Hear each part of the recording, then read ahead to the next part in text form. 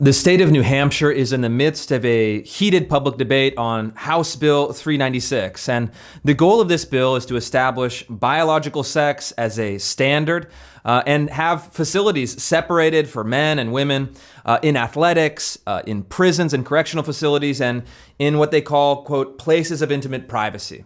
This means something like a bathroom or a restroom at a public school, for example. And there is a clip from a parent in Milford, New Hampshire, offering testimony on this issue. And I think it really sums up what's at stake with this debate. Her 13-year-old daughter is being constantly exposed to a biological male who has infiltrated the women's restroom and causing really dissension and causing all sorts of problems. Let's roll the tape.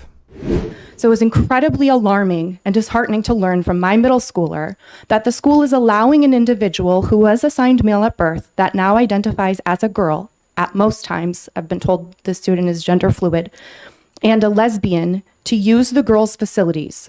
I say lesbian because they were caught at recess making out with their girlfriend.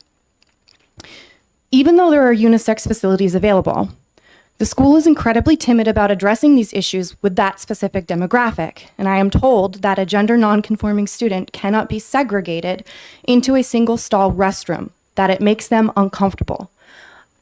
I do not want any child to feel uncomfortable or as though they aren't accepted, and I do support freedom of choice in most areas, and I strongly believe that your rights should not infringe on anyone else's rights or safety. The same transgender student was urinating in the girls' bathroom with the stall door open when my daughter and her friend entered the bathroom, but their complaints to the guidance office were brushed off.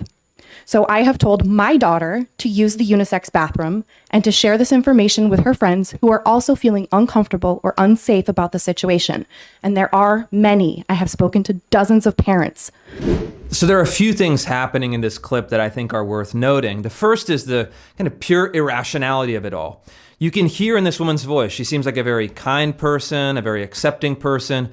She's trying to navigate the linguistic minefield that has really been established by trans ideology.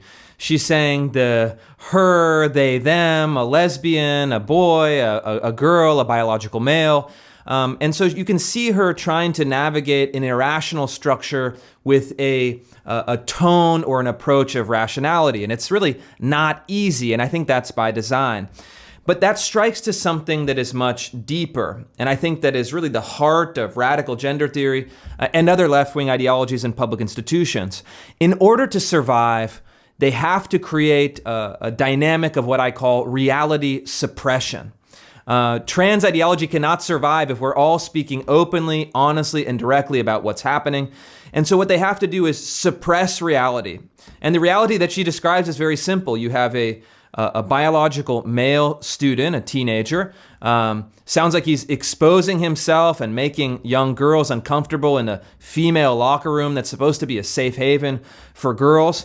And this very simple reality is suppressed by the school district. They don't want to deal with it. Suppressed by the media. You see them jumping over themselves, trying to comply with all of the euphemisms and linguistic imperatives of gender ideology.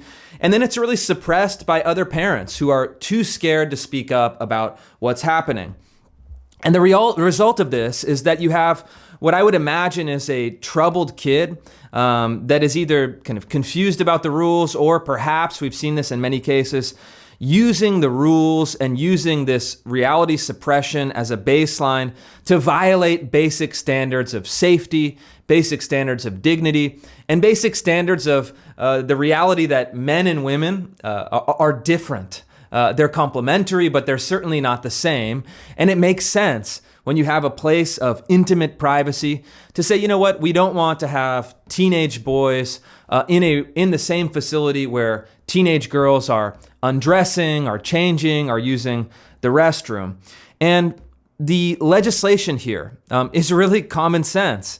It's to reestablish the very basic sex-based rights, the very basic notion that men and women are different. And then to say we have to actually take that seriously in public policy and public spaces.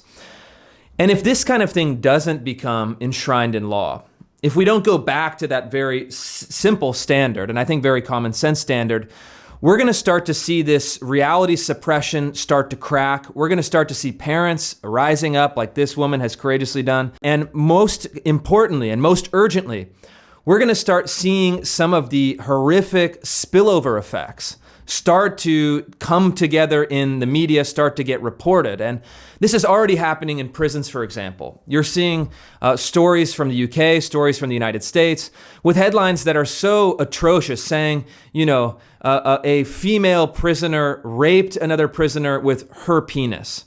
And look, if you can get people to say her penis, you can get people to say anything. And that's the intention of this. They're suppressing basic reality. This is a nonsense statement, but there is a political enforcement that is making people say it. But when you start getting this kind of thing happening also in schools, when you have students or biological males taking advantage of the system, and they're actually starting to do physical harm to students, physical harm to young girls, I think you're going to start to see this reality suppression start to crack. And look, New Hampshire and other states have an opportunity to say, you know what? Let's actually set the basic standard before we have these horrific stories coming to light, before we're starting to incentivize bad behavior, before we're putting young girls in jeopardy. Because if they don't, you're going to start seeing the slow rollout of these stories, the slow rollout of this behavior. And look, I think that it's time to demand that it stops. It's time for parents and legislators to have the courage to say, it's not phobic, it's not bigoted, it's not anti-trans, to say, let's come up with common sense accommodations for people.